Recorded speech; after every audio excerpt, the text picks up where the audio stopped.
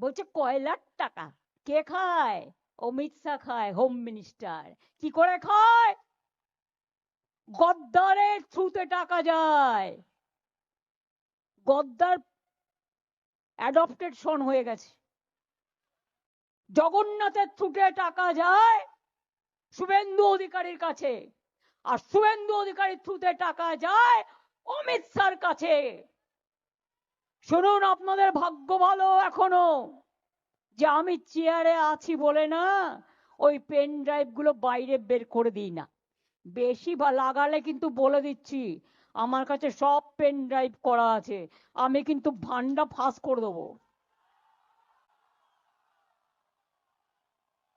আমি একটা জায়গা পর্যন্ত সৌজন্যতা মেনটেন করি, বাট মনে রাখবেন লক্ষণের সীমারেখা একটা আছে, দণ্ড কাটা একটা দণ্ডি আছে।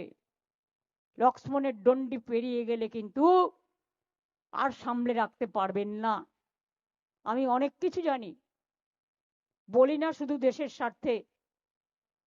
আমি মুখ খুললে কাল সারা পৃথিবীতে হইচই হবে, কিন্তু আমি করি না, দেশটাকে ভালোবাসি বলি।